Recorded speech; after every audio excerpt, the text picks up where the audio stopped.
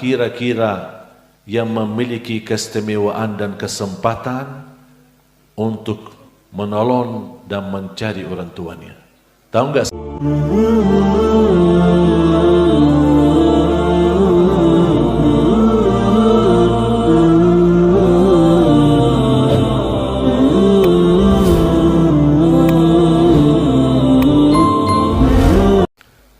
Bismillahirrahmanirrahim. Assalamualaikum warahmatullahi wabarakatuh. Alhamdulillahi rabbil alamin. Ashhadu an la ilaha illallah wahdahu la sharika lah waliyus salihin. Wa ashhadu anna sayyidana wa nabiyyana Muhammadan abduhu wa rasuluh as-sadiqul amin. Allahumma salli wa sallim wa barik ala sayyidina Muhammad wa ala alihi wa sahbihi wa man tabi'ahum bi ihsanin ila yaumiddin. Subhanaka la ilma lana illa ma 'allamtana innaka antal alimul hakim.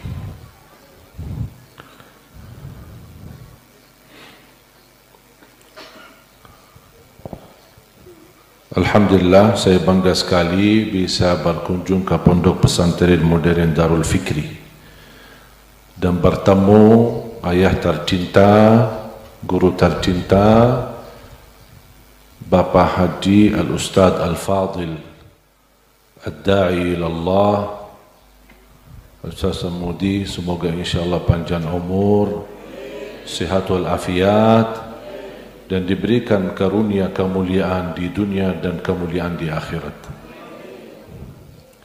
Wa ana uhibbuka fillah, uhibbuka fillah, uhibbuka fillah. Bapak-bapak, ibu-ibu, dan semua keluarga besar pengurus Pondok Pesantren Modern Darul Fikri, para guru, para asatiz, santri, santriwati, wali murid, para orang tua, semoga semua senantiasa diberkahi dan dimuliakan Allah Subhanahu wa taala. Alhamdulillah, pertemuan ini sudah tertulis di dalam buku takdir. Sebelum ada bumi dan langit, 500 tahun sebelumnya. Awal ma khalaqallahu al-qalam. Pertama ciptaan Allah al-qalam. Dan habis tercipta al-qalam, Allah memerintahkan al-qalam menulis ma kana wa ma yakunu wa ma sayakunu ila qiyamis sa'ah. Tuliskan apa yang sudah terjadi, apa yang sedang terjadi, dan apa yang akan terjadi sampai hari kiamat. Sebagaimana pertemuan berkunjungan saya ke Pondok Pesantren Modern Darul Fikri sudah ditakdirkan oleh Allah, sama tusukan kemarin saya juga ditakdirkan oleh Allah. Harus kita belajar lapang dada terhadap takdir. Kalau bisa belajar, jangan membedakan takdir buruk sama baik. Karena menurut saya, kalau memang takdir itu dari Allah, pasti baik. Walaupun awalnya kejadian musibah buruk, tapi di balik musibah banyak hikmah dan pelajaran.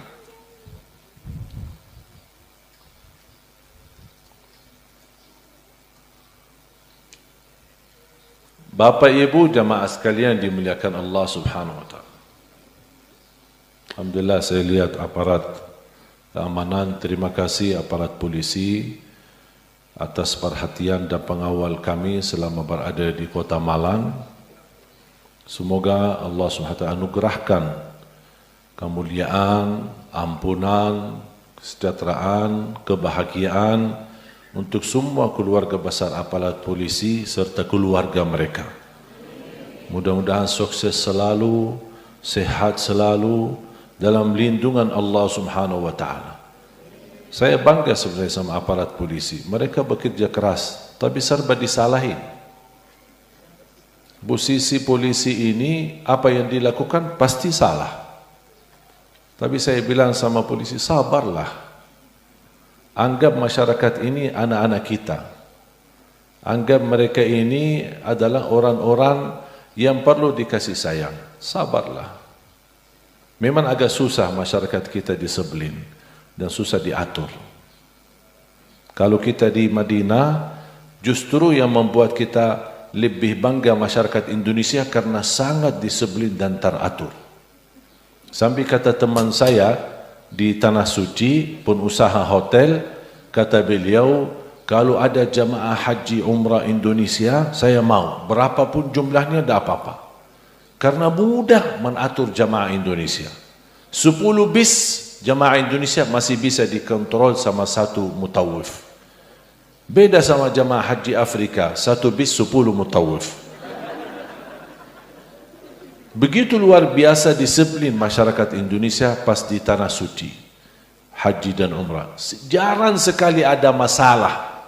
Sampai ada kalau jamaah kehilangan tas, ya tidak apa-apa. Sering saya ketika pimpin jamaah umrah ada yang ketinggalan tasnya, ada yang kehilangan tasnya. Saya bilang, ibu, nawaitu dah. Nawaitu. Ikhlas. Ya, udah ikhlas. Kalau jodohnya, pasti ketemu tasnya. Kalau tidak ketemu, dah apa-apa, ikhlaskan aja. Kita kan di Tanah Suci. Insya Allah menjadi wasilah disuci oleh Allah kita semua. Disucikan hati kita dan diampuni semua dosa kita. Jadi sangat disiplin, sangat teratur, tertib. Tidak pernah buat masalah. Bahkan kata teman saya, jamaah umrah, kalau jamaah Indonesia, dia selepas check out dari hotel, kata beliau, kami tidak terlalu repot untuk membersihkan kamar. Karena rata-rata kamar sudah dibersihkan sama jamaahnya sebelum keluar. Tapi saya ada heran satu, kenapa pas di negerinya sendiri susah diatur? Itu yang aku heran. Kalau di Arab tidak bisa diatur, berarti itu sudah penyakit. Tapi kalau diatur, di Arab bisa diatur, pas jamaah haji umrah bisa disiplin, berarti sebenarnya kalau mau bisa. Pas di negeri ini Indonesia mungkin karena terlalu manja.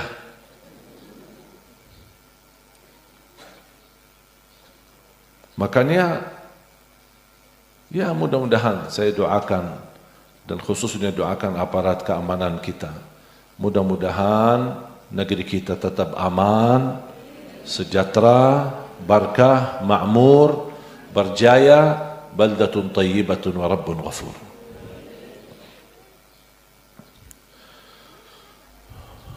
Pentingnya belajar Al-Quran, pentingnya pendidikan Al-Quran. Simple saja. Simple saja. Dari apa yang akan saya sampaikan, simpel saja, menunjukkan memang betul ternyata pentingnya mengajarkan dan mendidikkan Al-Quran. Kenapa? Karena ini ada urusan di akhirat. Pendidikan Al-Quran di dunia ada kaitan dan di akhirat. Kalau di hari kiamat, semua anak akan melarikan diri daripada orang tua.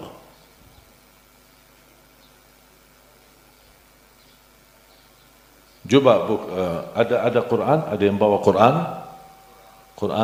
ada yang bawa Quran di sakunya, boleh?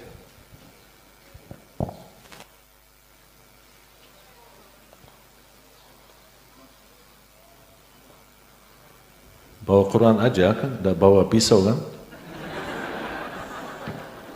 Terima kasih.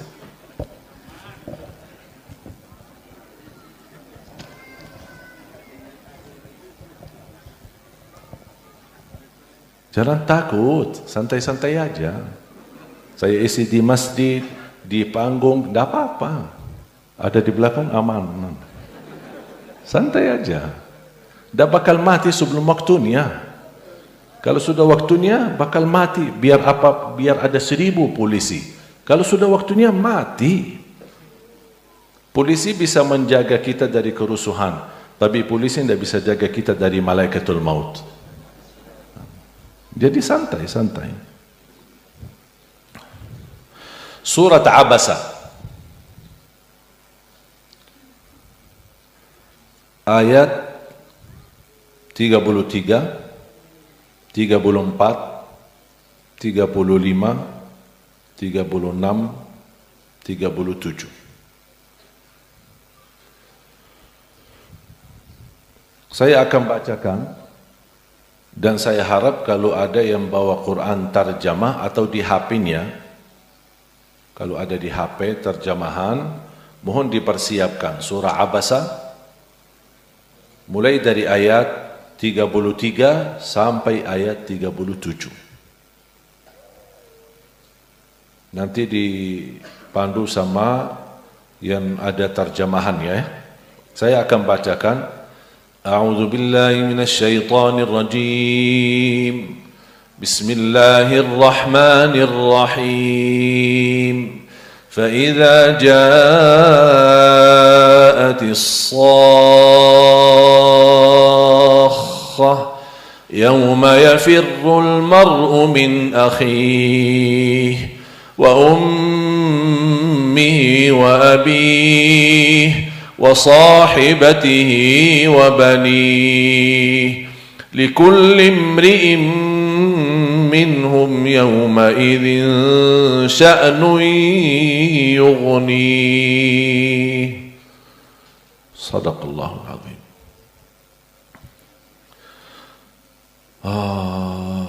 Wallahi indahnya Al-Quran.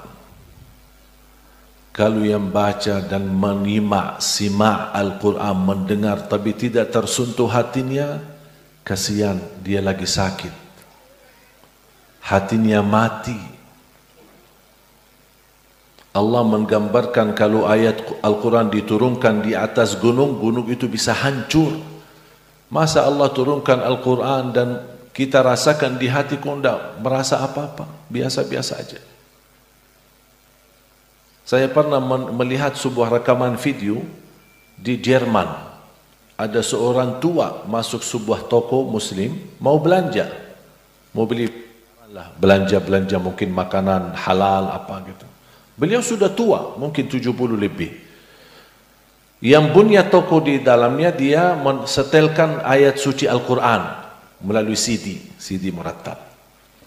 Si bapak yang tua begitu masuk ke toko untuk belanja malah diam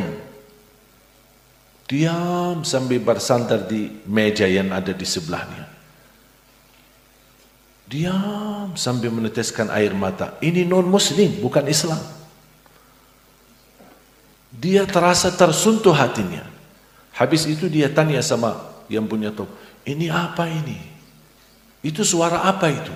Saya tidak pernah seumur hidupku mendengar suara yang bisa menyutukan hati saya seindah kalimat-kalimat itu. Dia jelaskan, ini suara Al-Quran. Apa itu Quran? Dia tidak tahu. Dijelaskan dan dihadiahkan Quran, ada terjemahan bahasa Jerman. Dia tidak pernah lewat satu hari membaca dan menartikan artinya, mempelajari maknanya sampai khatam. Dan kemudian ketika dia khatam, dia langsung ucapkan asyhadu an la ilaha illallah wa asyhadu anna muhammadar rasulullah. Biarpun orang kafir terbuka hatinya, dia saat mendengar kalamullah wallahi tersentuh hatinya. Masa hati kita lebih keras dan lebih kasar daripada batu? Makanya saya sering bilang sama jamaah, tingkatkan pendengaran Al-Quran. Sering dengar, bukan hanya baca, tapi simak. Karena mendengar Al-Quran wasilah untuk menyucikan hati kita. Ada 3 hal yang bisa merusak hati dan bisa juga memperbaiki hati. Mata melihat, telinga mendengar, lisan lidah mengucap. Kita berkata dusta, bohong, titik hitam di hati. Kita baik, jujur, titik putih di hati. Kita dengar yang baik, halal, kalimatun tayyibah, nasihat, zikir, doa, kita dengar yang baik, titik putih di hati. Dengar gosip, fitnah, adu domba, berbagai macam, titik hitam di hati. Mendengar jelekannya orang, ingin tahu cerita orang, titik hitam di hati. Mempandangi yang halal, akan Allah berikan titik hitam putih di hati. Melihat yang haram, yang tidak dihalalkan oleh Allah, mempandangi yang haram, titik hitam di hati. Tergantung, kalau terlalu banyak titik hitam di hati, tertutup hatinya. Dan penyakit namanya ran. Dan obati ran itu tidak bisa diobati secara medis. Tapi ran adalah penyakit yang menutupi cahaya hati. Bisa diobati dengan zikir. Perbaiki pandanganmu, perbaiki pendengaran telingamu, dan perbaiki ucapanmu. Akan disucikan hatinya. Di antaranya sering pandangi Al-Quran, baca Al-Quran, dengan dengar Al-Quran.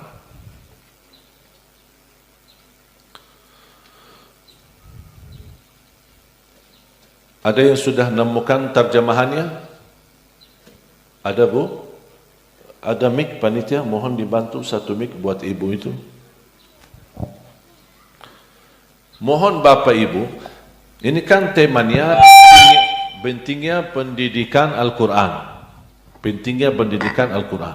Sekarang saya ingin membuktikan lewat ayat ini betapa pentingnya pendidikan Al-Quran. Silahkan, Bu. Baik, Bismillahirrahmanirrahim. Langsung terjemahannya. Terjemah min surati Abasa lil ayah ar-rabi'ah as-salasun. Artinya ayat 33. Ayat 33. Ya. 33. Yang Bismillahirrahmanirrahim. Maka apabila datang suara yang memekakkan atau tiupan sangkakala yang kedua, ayat yang ke-34. Ini artinya ketika sudah kejadian hari kiamat. Salah satu nama hari kiamat As-Sakhah, seperti At-Tammah, Az-Zalzalah, Al-Qari'ah. Itu semua nama-nama hari kiamat. Terus selanjutnya, pada hari itu manusia lari dari saudaranya. Lari dari saudaranya. Lari, bukan ingin ketemu, lari, melarikan diri. Terus, dan dari ibu dan bapaknya.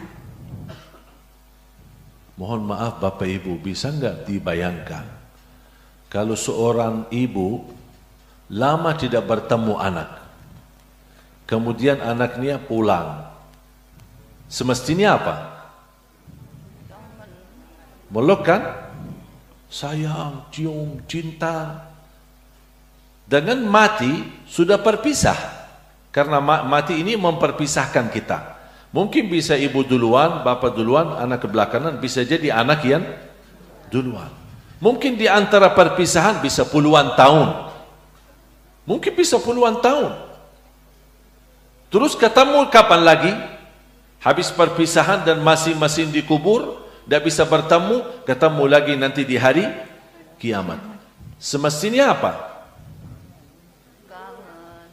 Kalau anak kita ketinggalan atau tinggalkan sekian lama, tidak terlalu lama, kita merindukan. Alhamdulillah sekarang dengan teknologi sekarang kita masih bisa video call, masih kita bisa telepon untuk memadamkan rasa rindu kita. Tapi coba berpisah dengan kematian, gimana kita bisa menanamkan rasa rindu? Anak merindukan ibunya, tapi tidak bisa video call. Masa di kuburan ada video call? Tidak ada lagi. Terus gimana kita bisa? Mudah-mudahan ketemu di hari kiamat.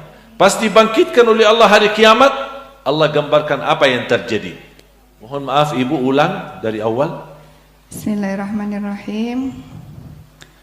Fa'idha ja'atis sakhah, maka apabila datang suara yang memekakkan atau tiupan sangkakala yang kedua, Yauma yafirul mar'u min akhih, pada hari itu manusia lari dari saudaranya, wa ummihi wa abih, dan dari ibu dan bapaknya. Artinya dan lari dari ibu dan bapaknya.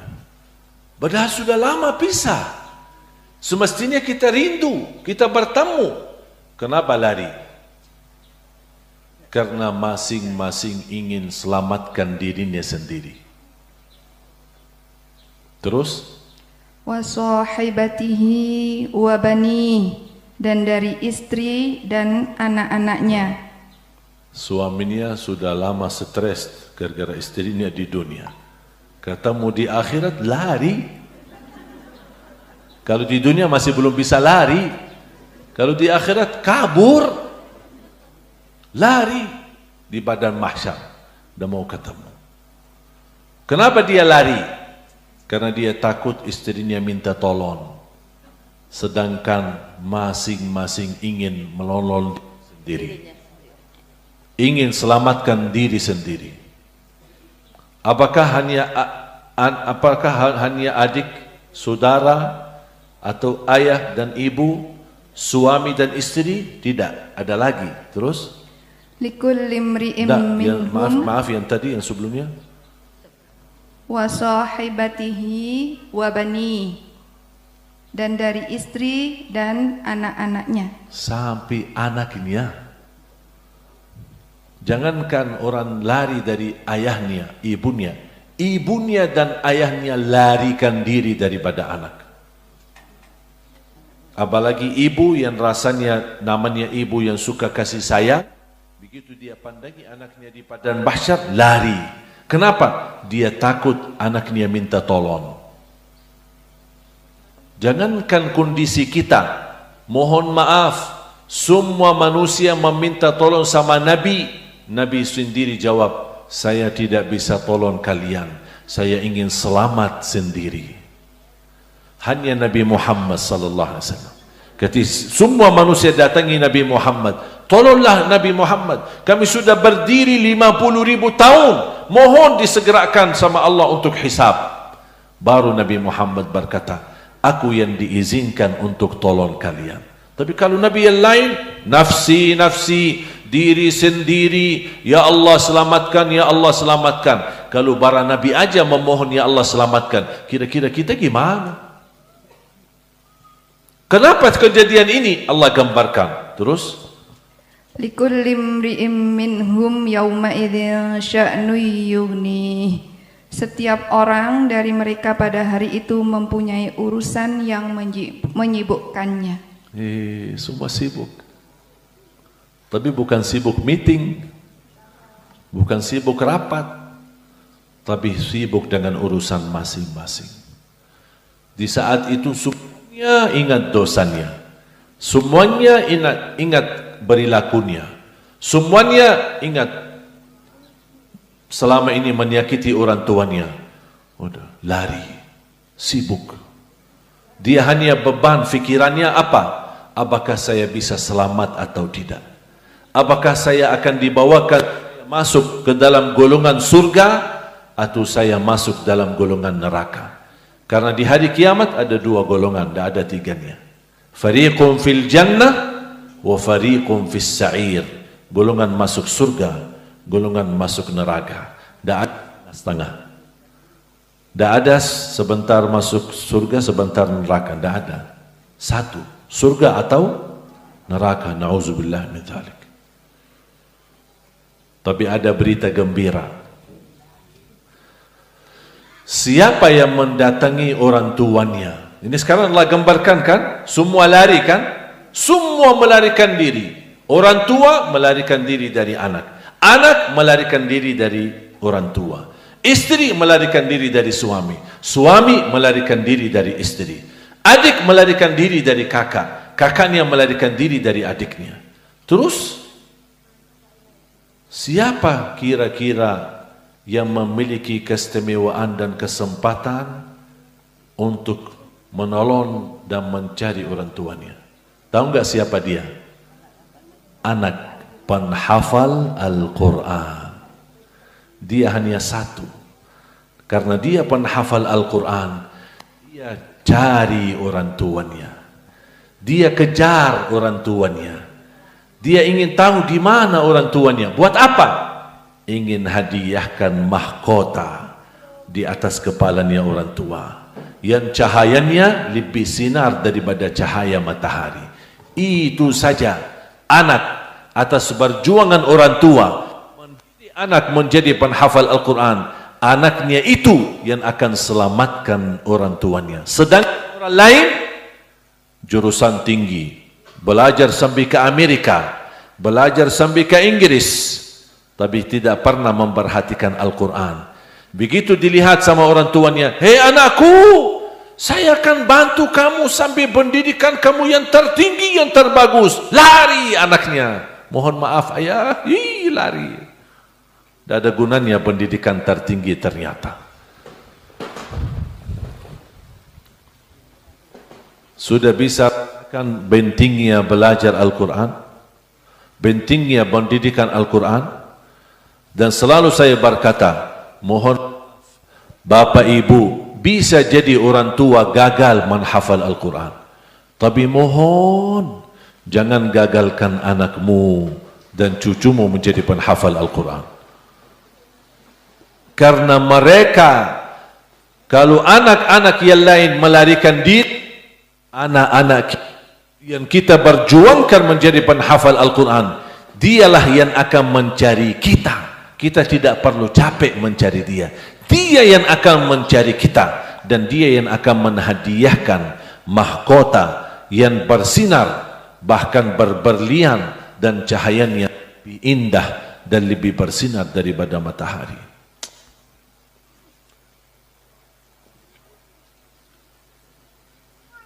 Ketika saya pernah satu saat, ibu saya membaca surat ini dan menangis menitiskan air. Dia membayangkan gimana kondisi anak larikan diri daripada ibu, ibu melarikan diri pada anak. Dan saya mencium kepalanya dan memegang tangannya. Saya bilang, Ummi, jangan khawatir, kami yang akan cari Ummi. Ummi tidak usah lari, Ummi tidak usah nangis, karena Ummi yang memperjuangkan kami menjadi penghafal Al-Quran. Mohon maaf Bapak Ibu, orang tua saya orang awam, bukan orang penghafal Al-Quran. Ayah saya bukan ulama, bukan kiai, belajar sekolah sampai kelas 3 SD. Ibu saya sampai usia 40 tahun, 0 huruf, tidak bisa baca Quran. Coba bayangkan, orang Arab tidak bisa baca Quran. Sampai usia 40 tahun sama sekali tidak bisa baca Quran. Allah anugerahkan keturunan 12 anak, 9 laki 3 perempuan. 10 di antara 12 penghafal Al-Quran 30 juz. Berapa mahkota yang ayah dan ibu kita dapat, berapa karunia yang mereka dapat. Saya safari dakwah, saya sengaja mendatangkan orang tua saya dari Madinah, karena mereka berdiam di Madinah. Saya datangkan, khususnya di kota Malang, saya bawa mereka. Kali ini sayang sekali mereka tidak bisa ikut, tapi di dalam beberapa titik saya ajak ibu sama ayah. Begitu kita pulang, ayah sama ibu nangis. Nangis begitu memperhatikan, begitu jamaah antusias dan sayang sama saya. Dan saya pula sayang sama jamaah. Saling mencinta karena Allah subhanahu wa ta'ala. Tidak ada kepentingan di antara saya sama Bapak Ibu. Kita hanya bersama-sama duduk, dan Alhamdulillah saya bangga menjadi rakyat Indonesia karena betapa Allah berikan karunia perhatian jamaah kepada saya dan keluarga. Alhamdulillah kita bisa terus istiqamah memperjuangkan Islam dan memperjuangkan Al-Quran karena berkat doa dari Bapak Ibu. Makanya ketika ibu dan ayah mereka datang dari Madinah, melihat ibu-ibu betapa luar biasa kasih sayangnya kepada kita, luar biasa perhatiannya kepada kita. Mereka datang di mana tempat bermalam kita, datangi berkunjungan, bapak-bapak memberikan perhatian, sampai ayah sama ibu merasa tenang. Walaupun mereka pulang ke Madinah, merasa tidak ada kekhawatiran karena mereka merasa anaknya sedang berada di tengah keluarga sendiri. Tak pernah saya merasa diri asing. Saya bilang sama ayah sama Ummi sama ayah merasa bangga karena begitu luar biasa perhatian jamaah kepada kami. Gimana kalau ayah di hari kiamat? Gimana Ummi kalau di hari kiamat? Masing-masing anaknya dari 10 penghafal Al-Quran akan mencari ayah dan Ummi untuk memberikan mahkota yang luar biasa indah. Mungkin kami bukan berjurusan tinggi, sekolah yang tinggi, biasa-biasa saja. Dan alhamdulillah berkat tuannya, berkat anaknya menjadi penghafal Al-Quran. Sekarang sebaliknya, ayah dan ibu ikut dari nol belajar Al-Quran dan menjadi penghafal Al-Quran. Yang menjadi gurunya adalah anaknya sendiri. Dan saya berhasil merayu 7 adik saya, 7 adik kandung. Saya datangkan mereka dari Madinah. Dan saya sudah sampaikan, di Indonesia mereka sangat haus belajaran Al-Quran. Mereka ingin membaca Al-Quran dengan benar, bahkan banyak ingin menghafal Al-Quran. Dan tugas ini luar biasa besar, dan impian ini sangat indah, dan saya tidak bisa bekerja sendiri. Ayo adik-adik saya, kalau kalian berkenan datang ke Indonesia.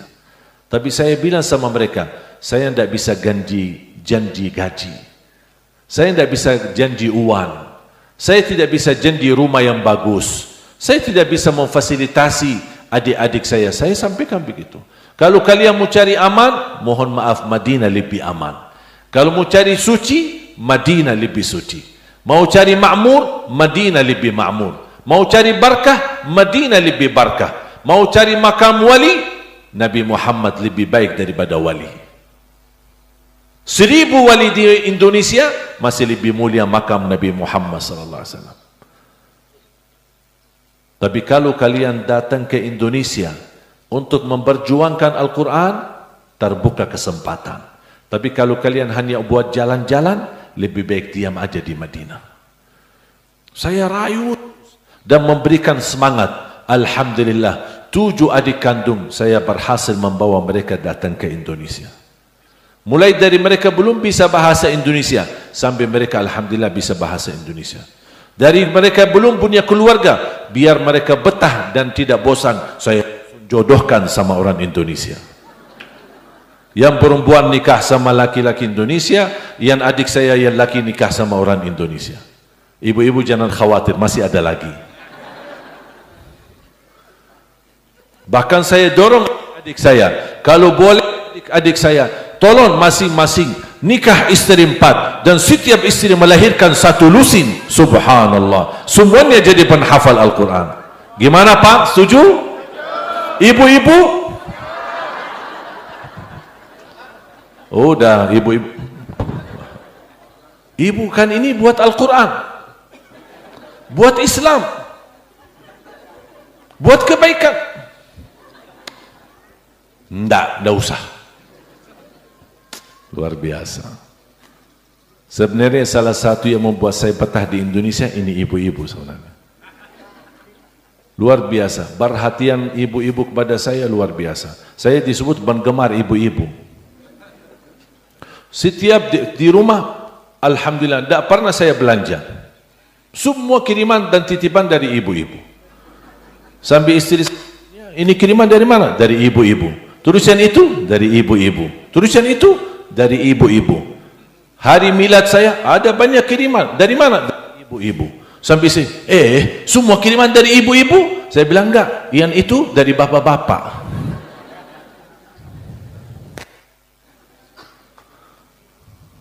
Makanya saya cinta sama ibu-ibu. Masya Allah. Saya kagumi perjuangan ibu-ibu yang salihah, ibu-ibu berjuang, ibu-ibu yang menurusi keluarga dan juga ikut memperjuangkan agama. Tidak ada majlis ta'lim bapak-bapak, yang ada majlis ta'lim ibu-ibu. Masya Allah ikhlas menurusi keluarga, melayani suami, menurusi majlis ta'lim. Masya Allah duluan datang ke masjid, padahal tidak wajib dia datang ke masjid. Memakmurkan majlis ilmu, berlomba-lomba. Dia yang duluan bersedekah. Banyak yang berwakaf untuk program kita malah justru dari kalangan kaum wanita. Begitu luar biasa perhatiannya. Dan insya Allah saya doakan mudah-mudahan ibu-ibu yang duluan masuk surga. Katanya imam adalah suami, tapi ternyata masuk surga suami jadi makmum yang membawa istrinya. Amin ya rabbal alamin. Doakan jamaah sekalian. Doakan cita. Saya membangun sebuah cita melahirkan dan mencetak 1 juta penghafal Al-Quran untuk Indonesia tercinta. Indonesia dikenal negara terbesar penduduk Islam. Insya Allah tidak lama lagi Indonesia akan dikenal negara terbesar para penghafal Al-Quran. Saya ingin buktikan belajar Al-Quran, menghafal Al-Quran, berakhlak-akhlakul Quran bukan pipitan radikal.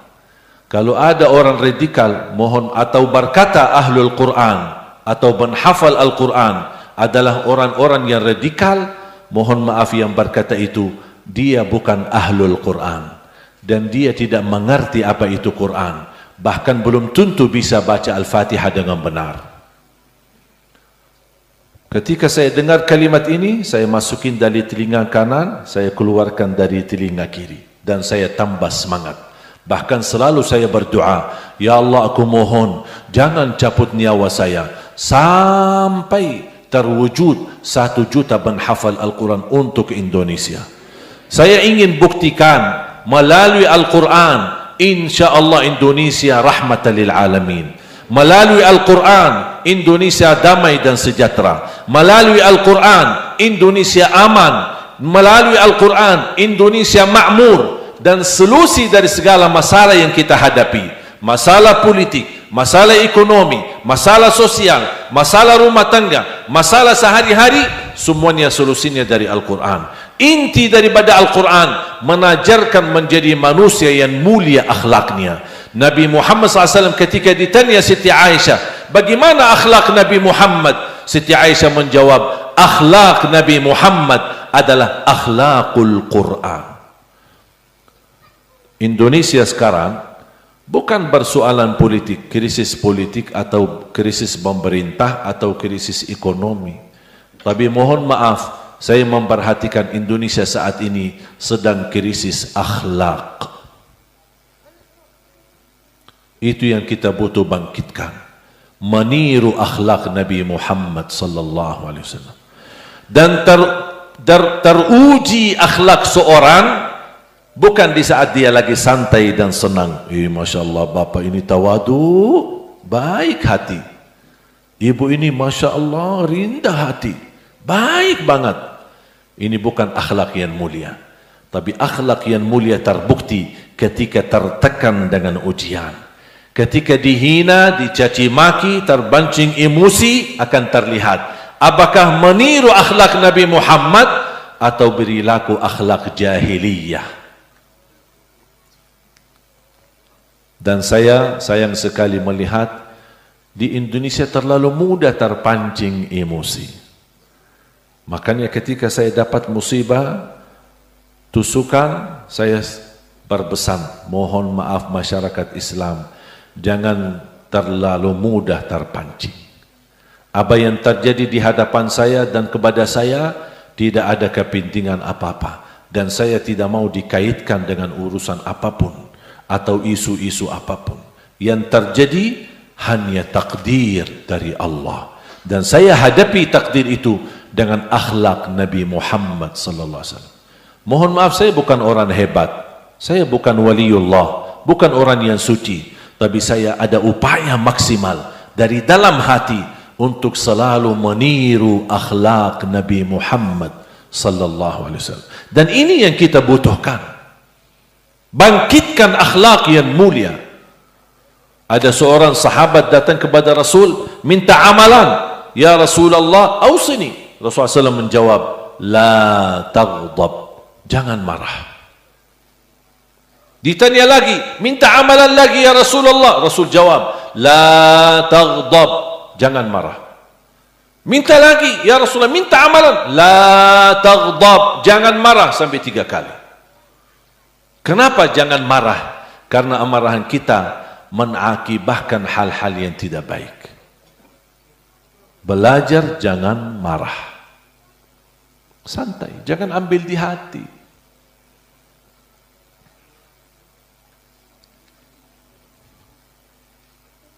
Ada kejadian beberapa tahun lalu saya haji. Waktu itu musim haji baru diaktifkan kereta baru. Kereta di dalam area manasik. Bisa pindah dari Mina, Arafat, Muzdalifah, Masjidul Haram bagi kereta baru. Namanya kereta baru bagi jamaah haji kan penasaran. Semuanya ribut-ribut, berlomba-lomba, bergesa-gesaan untuk naikin kereta. Saya ikut bergabung, cukup padat. Saya masuk, di depan saya banyak orang, di belakang saya pun banyak orang. Saling mendorong, gesa-gesaan. Orang di belakang saya mendorong, saya terpaksa juga mendorong orang yang di depan. Nampaknya orang yang di depan tidak kuat, tidak bisa menahan diri, ikut jatuh. Saya berdiri di belakangnya. Habis dia jatuh, dia berdiri dan dia pandangi ke belakang. Saya sudah lihat wajahnya merah, marah, matanya merah. Anjing kamu.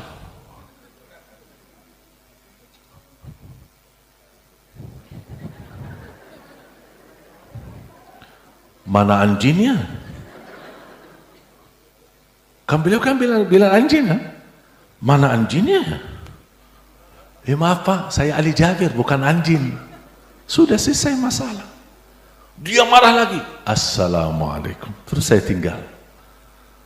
Buat apa kita ambil di hati? Kalau setiap kata orang kita balas. Coba kalau saat saya itu marah, saya balas. Kira-kira berhenti? Dia balas. Saya balas lagi. Dia balas. Akhirnya main tangan, berantam, bukul, bisa haji batal gara-gara itu. Tidak akan selesai masalah. Mungkin ujung-ujungnya dibawa ke kantor polisi. Belajar jangan marah. Saya ketemu satu orang, saya tidak kenal dia. Tapi nampaknya sebelum bertemu dengan saya sudah terisi hatinya. Sudah banyak tekanan luar biasa. Nampaknya sakit hati sama saya. Tapi saya tidak tahu salah saya apa. Begitu ketemu saya, marah dia banget. Munafik kamu nih. Dia lagi bicara.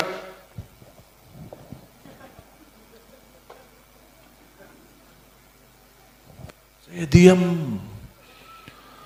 Saya tidak mempandangi dia karena lagi didampingi syaitan. Saya diam. Begitu sudah saya tidak mendengar ada suara, saya angkat pandangan saya. Sudah selesai Pak? Sudah. Assalamualaikum. Jalan. Tidak usah ambil di hati. Kalau kita selalu marah, yang stres bukan dia, kita yang sakit. Kita yang pusing, bahkan kita yang mendapatkan dosa. Dan Rasulullah SAW tidak pernah marah sama sekali. Dan saya belajar untuk meniru Nabi Muhammad. Ibu-ibu jangan marah ya, terutama sana anak. Kadang-kadang kesal sama anak-anak. Kalau lagi kesal, lebih baik diam. Tidak usah berkata, hei bodoh kamu, ini kamu udah ngerti, bikin ayah, bikin ibu kesal. Astaghfirullahaladzim.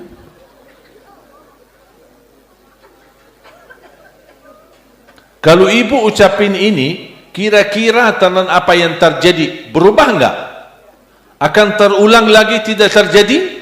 Sudah terjadi. Buat apa marah? Saya pernah di rumah, namanya anak-anak.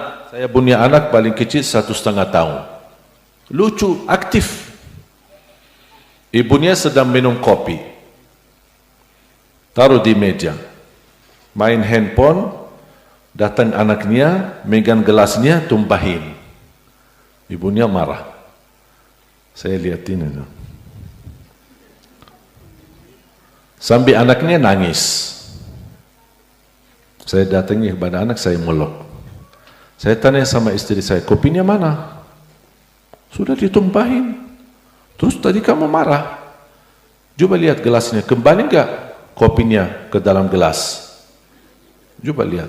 Kalau kembali, tidak apa-apa saya terima kamu marah sama anak kita. Tapi kalau kopinya tidak kembali, buat apa marah?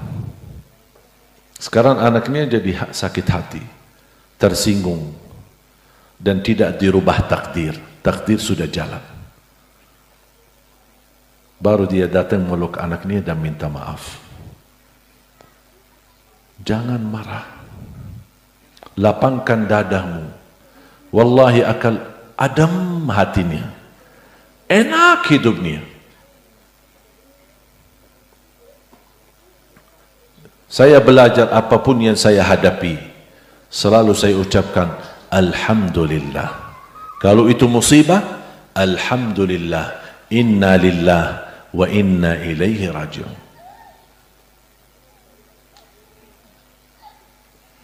Istri saya telepon, nangis-nangis, anak kita demam, panasnya tinggi, ini gimana ini? Alhamdulillah, inna lillah wa inna ilaihi raji'un. Habis itu, nanti kita urus rumah sakit. Santai. Takdir Allah tetap berjalan. Suka tidak suka, mau tidak mau, takdir Allah tetap berjalan. 4 tahun atau 5 tahun yang lalu, saya pernah dapat musibah, dicuri mobil saya. Padahal sebenarnya mobil itu hadiah dari jamaah. Dapat hadiah dari jamaah wakaf untuk dakwah. Saya pakai mobil Innova. Belum beberapa minggu dicuri. Saya keluar dari Masjid habis subuh, dari pesantren kami, bukan pesantren kantor kami di pinggir jalan di Jakarta. Pas saya keluar dari musalla, mobilnya mana? Tidak ada. Saya pikir mungkin ada supir atau siapa yang bawa.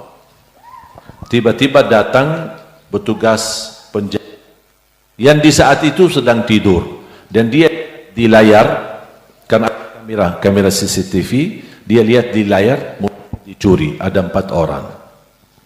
Begitu saya sudah meyakinkan mobil saya dicuri, saya ucap Alhamdulillah, inna lillah wa inna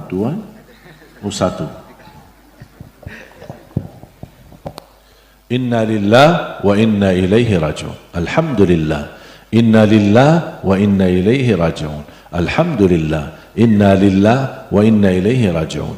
Allahumma ajirni fi musibati wa akhluf li khairan minha. Ya Allah, sempurnakan pahala bagiku terhadap musibah ini dan ganti yang lebih baik. Terus saya lihat lagi di layar ada 4 orang. Begitu lihat mereka sangat tertib dan sangat profesional untuk membongkar mobilnya, matikan sunsernya dan bawa mobilnya. Saya berdoa di saat itu, ya Allah, kalau maling ini benar-benar sedang butuh, dia lagi ada keperluan dan kebutuhan buat keluarganya, anaknya barangkali, istrinya sedang sakit, saya tidak tahu ya Allah.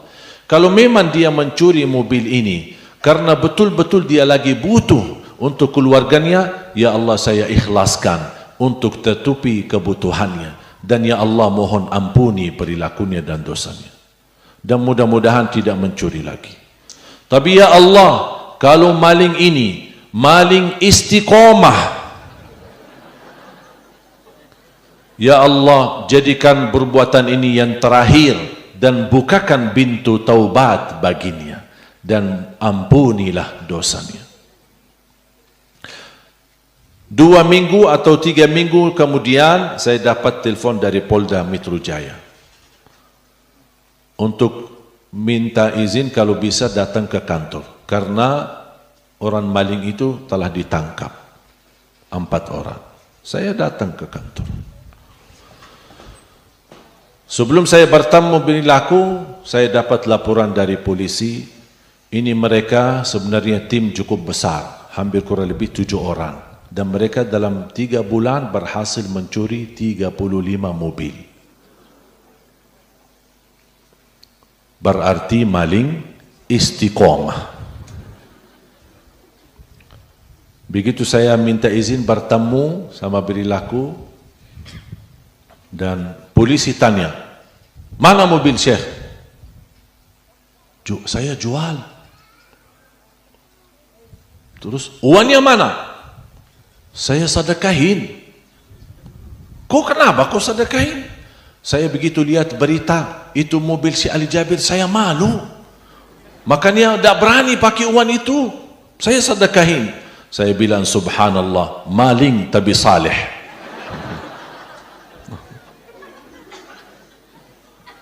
Sampai polisi tanya sama saya, ada tuduhan? Ada yang mau dituntut? Saya bilang, buat apa saya tuntut? Takdir Allah sudah jadi dan sudah jalan, dan saya tidak ada tuntutan apa-apa. Saya ikhlaskan dan saya maafkan. Tapi saya ingin satu pesan. Saya bilang, mohon Ananda bertaubatlah. Kita manusia tidak terlepas dari salah. Bertaubatlah dan jujur, pasti diampuni Allah.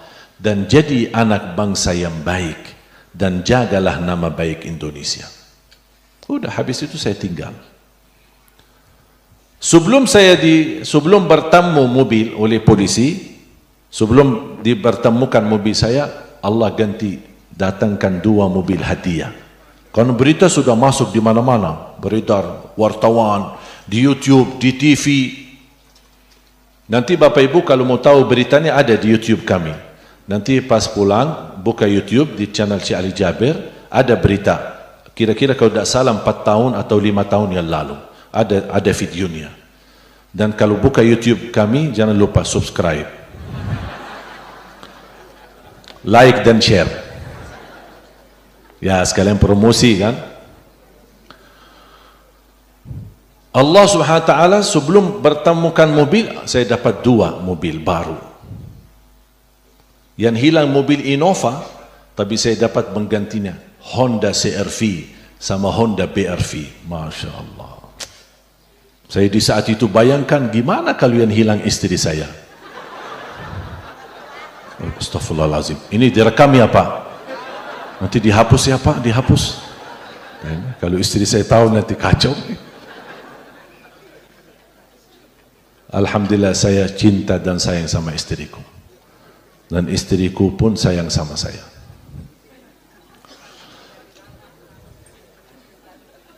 Saya belajar kalau ingin tahu akhlak seorang, tanya istrinya. Kalau ingin tahu akhlak seorang, tanya istrinya. Makanya orang tanya kepada siapa? Kepada Siti Aisyah. Dan siapa? Rasulullah. Itu gimana Rasulullah? Siti Aisyah jawab, akhlak Nabi Muhammad adalah akhlakul Quran. Makanya kalau bertemu istri saya, tanya istri saya. Alhamdulillah istri saya tidak ada di sini. Syukur, selamat. Bapak Ibu jamaah sekalian, betapa pentingnya Al-Quran. Betapa mulianya akhlak Nabi Muhammad. Wallahi tenang hidup kita. Bahagia selamat dunia akhirat. Kalau kita bisa meniru Nabi Muhammad sallallahu alaihi wasallam. Mari kita bangkitkan akhlak Nabi Muhammad. Kita perhatikan Al-Quran. Jangan lewat 1 hari tidak baca Al-Quran. Minimal simak mendengar Al-Quran.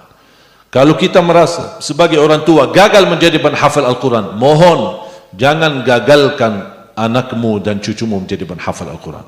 Mohon doa restu. Doakan kami agar terus perjuangan kami melanjutkan untuk mencetak 1 juta penghafal Al-Quran untuk Indonesia. Dan alhamdulillah program ini bukan mau jalan, sudah jalan dan sudah melahirkan dan mencetak puluhan para penghafal Al-Quran, bahkan sudah sampai ratusan. Dan setiap mereka penghafal Al-Quran di bawah binaan kami kirimkan, kami hadiahkan umrah. Tujuan kami bukan hanya hadiah umrah, tapi mereka bisa sekalian setor hafalan di hadapan imam besar Masjidil Haram dan Masjid Nabawi. Begitu mereka sudah selesai tugas di Madinah, mereka kembali ke tanah air. Masing-masing sudah membawa sertifikat yang nama mereka langsung bersambung sampai kepada Allah Subhanahu wa ta'ala. Itulah namanya ijazah sanad yang paling suci. Mudah-mudahan kita semua dijadikan oleh Allah ahlul Quran. Ahlul Quran di dunia, ahlul Quran di akhirat. Mudah-mudahan Allah anugerahkan kepada kita keturunan penghafal Al-Quran. Berakhlak, akhlakul Quran. Karena akhlakul Quran adalah akhlak Nabi Muhammad sallallahu alaihi wasallam. Bapak Ibu jamaah sekalian, mana panitia ada? Sebelum saya tutup, saya serahkan kepada panitia, kepada Ustaz Adit dari tim kami, dan habis itu saya insyaAllah akan tutup doa. Mohon izin Bapak Ibu sabar sebentar, jangan kemana-mana, sesaat lagi kami kembali. Cik. Baik para bunda dan ayahanda yang dirahmati Allah Subhanahu wa taala, insyaallah di waktu yang penuh berkah ini, semoga memang betul-betul waktu ini memang ditetapkan Allah jadi waktu mustajabnya doa, dan insyaallah tempat ini pun juga ditetapkan Allah jadi tempat mustajabnya doa. Maka dari itu insyaallah kita akan betul-betul. Izin sebentar. Silahkan. Saya ini benda mud. Saya biasa gunakan buat minum, buat mandi, buat wudu, buat ambil beras, dan ada videonya. Nanti Bapak Ibu jangan lupa ya subscribe ya di channel YouTube. Nanti ada salah satu video saya praktik wudu Nabi Muhammad menggunakan mud. Dan ini ada ijazah. Nanti insyaallah ijazah ini saya diwajibkan oleh guru. Setiap jamaah penerima mud, itu mud Nabawi atau mud Madinah, di zaman Nabi SAW digunakan buat wudu, buat mandi, dan juga buat ukur takaran zakat fitrah. Dan semua ada videonya di YouTube. Setiap jamaah punya mud dapat ijazah sertifikat. Ada yang bahasa Arab, ada yang bahasa Indonesia. Nanti nama kita ada di situ. Mungkin sayang sekali tidak dibawa karena sudah kehabisan mud di dalam perjalanan safari dakwah. Masih ada? Ada? Ya. Tapi dalam kesempatan ini, sebelum Ustaz Adit melanjutkan, saya ingin titipkan hadiah kepada guru tercinta Al-Ustaz Al-Fadil Mudirul Ma'had, Ustaz Muhanti. Semoga insyaAllah mud ini yang barakah yang saya dapat dari guru ulama besar di Madinah, yang langsung bersambung nama guru ke guru ke guru, guru sampai kepada sahabat Rasulullah Zaid ibn Thabit radhiyallahu an. Dan Zaid ibn Thabit radhiyallahu an berkata, kami menggunakan mud untuk mengukur dan takaran zakat fitrah Nabi Muhammad sallallahu alaihi wasallam. Saya hadiahkan kepada beliau, dan izinkan nanti kami ambil nama yang lengkap, fulan bin, ada bin kalau bisa, dan ada binti kalau untuk ibu. Nanti insyaallah saya akan sertifikatnya saya akan kirim lagi. Nanti saya kalau sertifikat karena perlu kita cetak nama. Kalau saat ini saya langsung ini mud saya punya pribadi, saya biasa bagi buat minum, saya hadiahkan buat.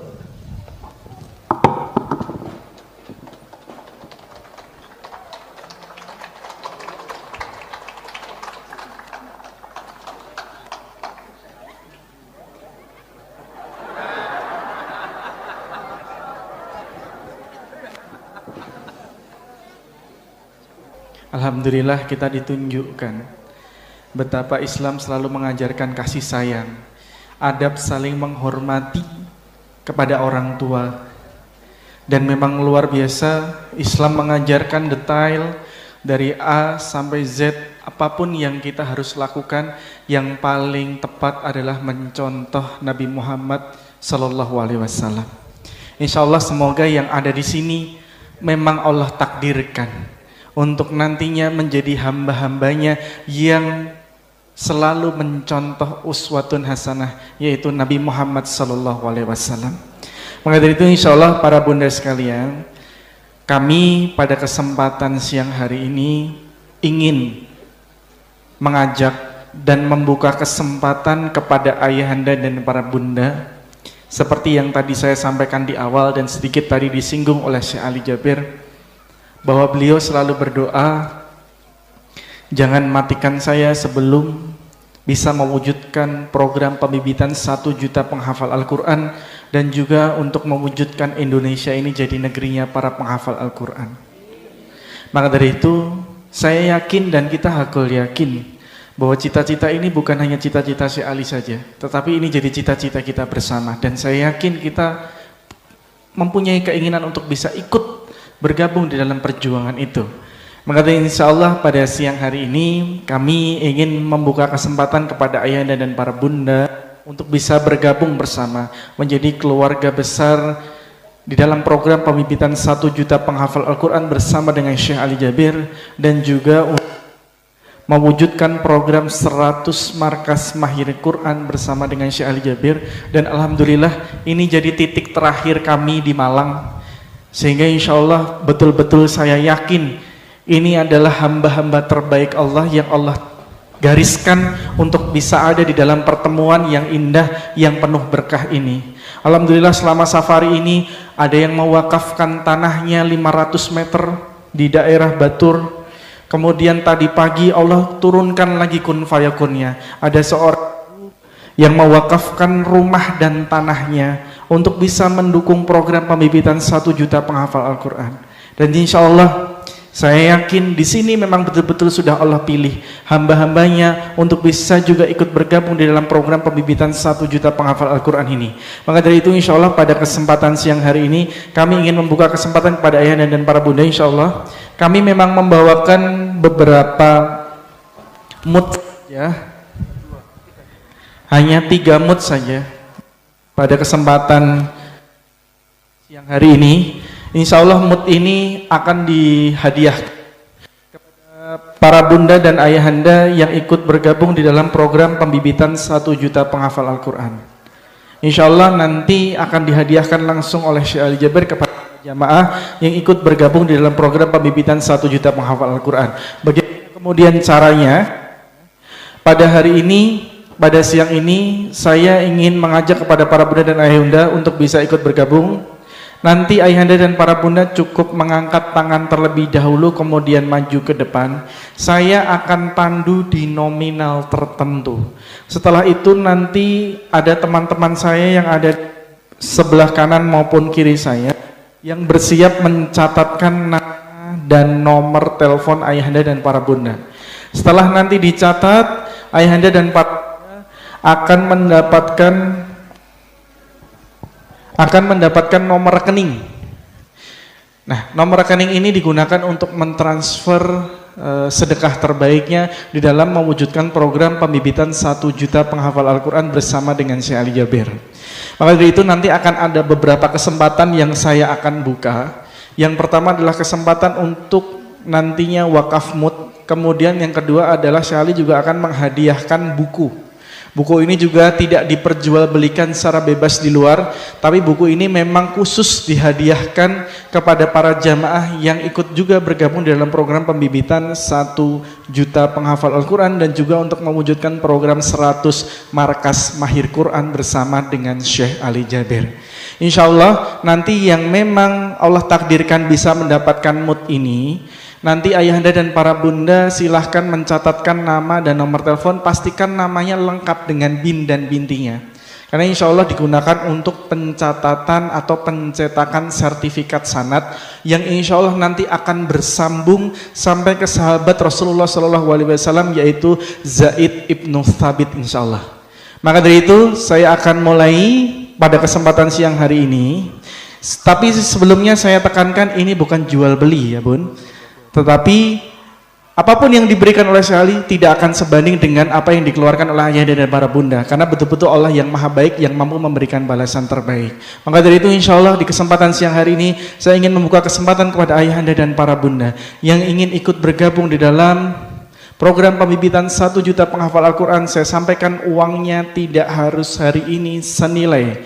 Untuk kesempatan pertama ini senilai 10 juta juta rupiah yang pertama boleh angkat tangannya dan maju ke depan. Saya tolong dibantu sholawat sekuat-kuatnya, zikir sekuat-kuatnya supaya Allah kirimkan pasukannya untuk bisa ikut bergabung dalam perjuangan ini. Siapapun yang mengangkat tangan dan maju, Allah yang mantapkan hatinya. Siapapun yang mengangkat tangan dan maju, Allah yang ringankan langkah kakinya. Dan saya yakin ini berkah doa dari para jamaah sekalian. Kita nanti akan tutup doa bersama dengan Syekh Ali dan kita akan ambil keberkahan dari saudara-saudara kita yang bersedekah pada siang hari ini. Sekali lagi, apakah ada yang ingin ikut bergabung dalam program sedekah terbaik, program pembibitan 1 juta penghafal Al-Quran bersama Syekh Ali Jabir senilai 10 juta rupiah yang pertama boleh angkat tangannya dan maju ke depan. Saya yakin ada, saya tolong dibantu sholawatnya supaya Allah kirimkan pasukannya untuk bisa ikut bergabung dalam perjuangan ini.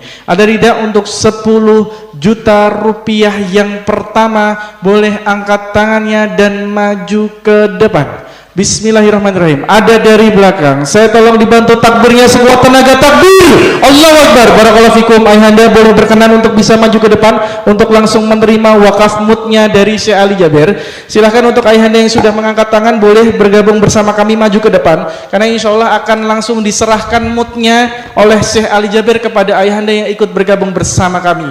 Alhamdulillah. Saya tolong dibantu takbirnya sekuat tenaga, takbir. Allahu Akbar. Barakallahu fikum. Bunda dan ayahanda silahkan bergabung. Sudah 2 orang. Berarti saya tolong dibantu sholawat sekuat-kuatnya untuk orang yang ketiga. Apakah ada yang ingin ikut bergabung dalam program pembibitan 1 juta penghafal Al-Quran bersama dengan Syekh Ali Jabir? Uangnya tidak harus hari ini, untuk 10 juta rupiah yang ketiga boleh angkat tangannya dan maju ke depan karena kesempatannya terbatas. Yang dari kiri bunda berkenan untuk bisa maju ke depan, sepertinya sudah ada 3 orang. Baik, saya tolong dibantu takbirnya sekuat tenaga, takbir. Allahu Akbar. Barakallahu fikum. Silakan yang sudah bersiap di sebelah kiri panggung untuk bisa maju ke depan, untuk bisa mencatatkan nama dan nomor teleponnya. Bunda, kun fayakun, Allah bekerja pada pagi hari ini.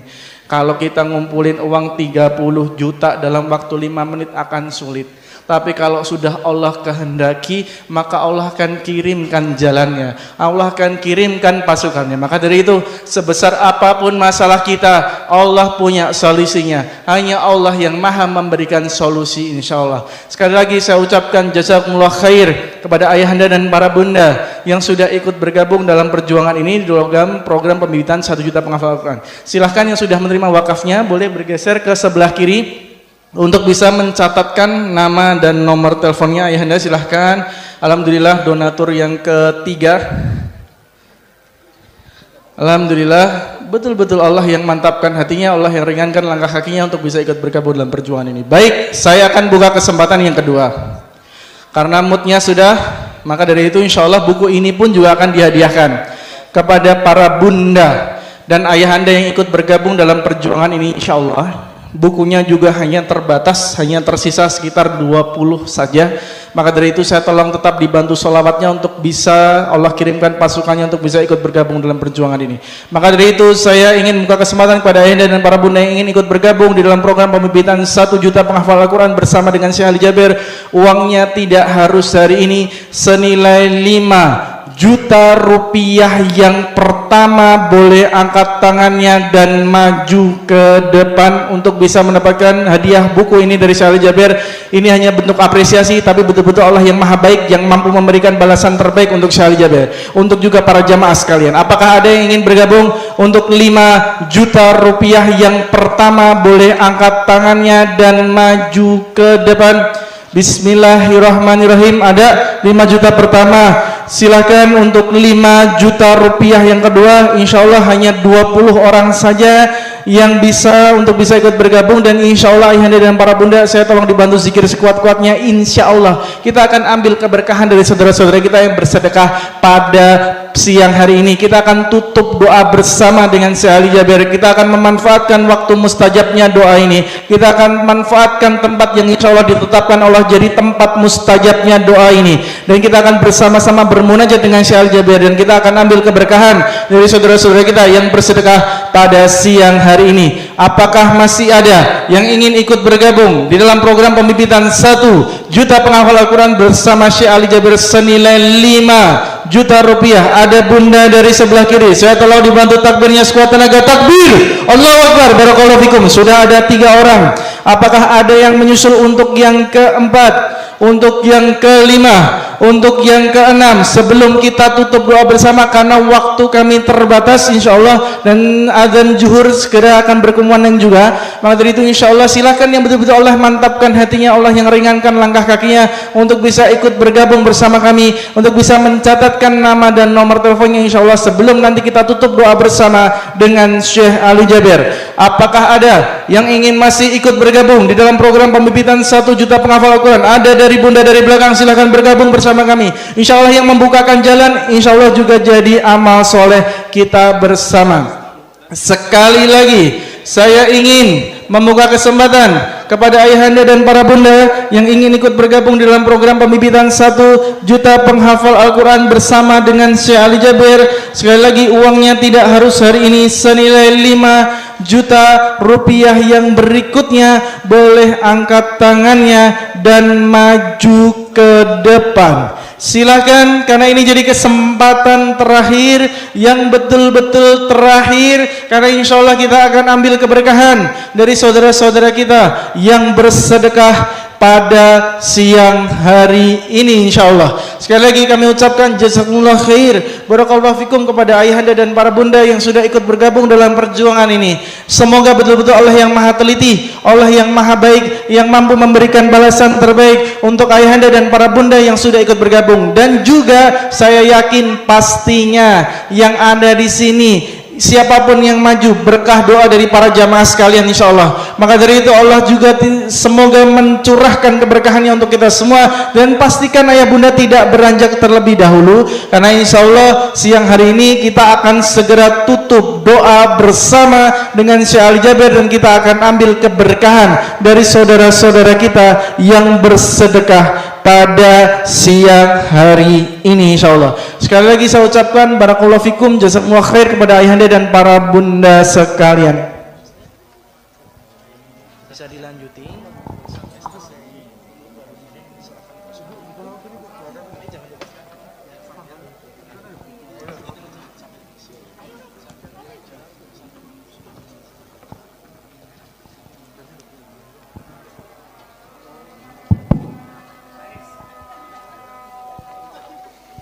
Baik, ya sambil kita lanjutkan Bapak Ibu sekalian, insyaallah. Nah, ini adalah cucu dari Kiai Haji Sumhudi ya, dan beserta ayahnya, Sadari Wildana. Baik, monggo silakan, kami persilakan kepada Bapak Ibu sekalian yang berkenan untuk bisa melanjutkan. Sebelum nanti kita akan akhiri dengan kegiatan doa bersama.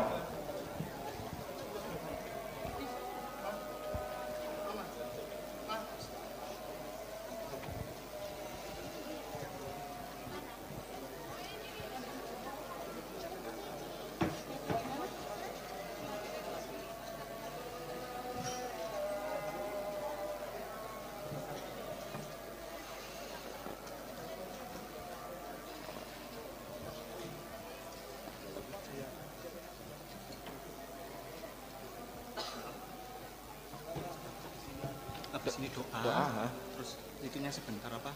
Pandelnya sedikit. Ya. Oke. Siap.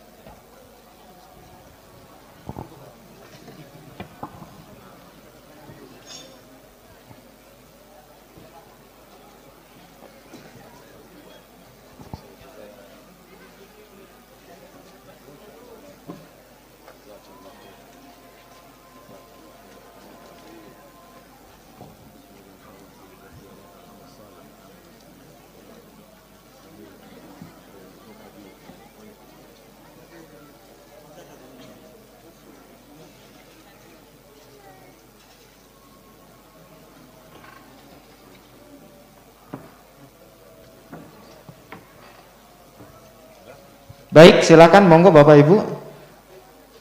Masih banyak bukunya atau sedikit lagi?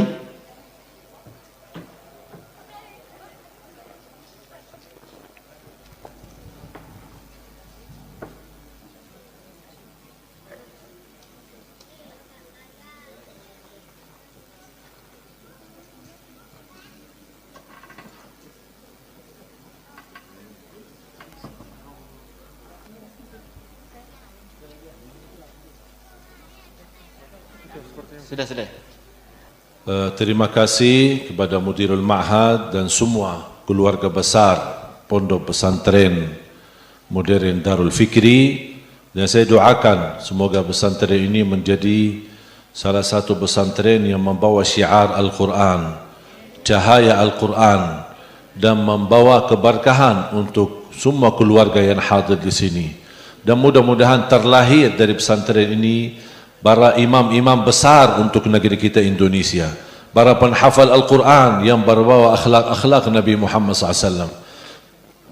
Pondok Pesantren Modern Darul Fikri mudah-mudahan maju, sukses, selalu membawa keberkahan, dan segala aktivitasnya menjadi amal salih, menjadi saksi baik, dilimpahkan rezeki yang barakah. Semua yang terlibat dalam yayasan ini mudah-mudahan semuanya mendapatkan ridha Allah Subhanahu wa taala, dan diterima segala amal ibadahnya, diberkahi rezekinya, diberkahi keluarganya, diberkahi keturunannya, dan kita semua bersama-sama bertemu di dalam surga Allah Subhanahu wa taala bersama Nabi Muhammad sallallahu alaihi wasallam.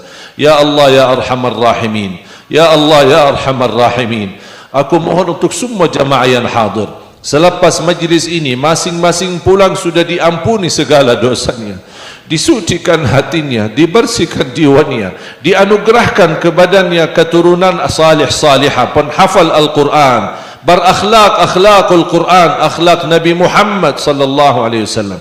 Ya Allah, aku mohon untuk semua jamaah yang hadir, selepas majlis ini masing-masing pulang sudah tertulis namanya mendapat syafaatnya Al-Quran. Akhiri hayat kami dengan husnul khatimah. Ighfir lana wa liwalidina, ighfir lana wa liwalidina, ighfir lana wa liwalidina, warhamhum kama rabbawna sighara. Ya Allah, muliakan semua bara-bara yang mendirikan yayasan ini, yang mendirikan Darul Fikri. Ya Allah, jadikan perjuangan mereka amal salih yang membawa kebaikan dan pahala yang tidak terputus sampai hari kiamat, sedekah jariah yang membawa bahagia selamat dunia sampai akhirat. Birahmatika ya Arhamar Rahimin. Rabbana atina fid dunya hasanah wa fil akhirati hasanah wa qina adzaban nar. Wa sallallahu ala sayyidina wa nabiyyina Muhammad wa ala alihi wa sahbihi wa baraka wa sallam. Walhamdulillahi rabbil alamin. Akhirul kalam, subhanakallahumma wa bihamdika ashhadu an la ilaha illa anta astaghfiruka wa atubu ilaik. Wassalamu alaikum warahmatullahi wabarakatuh.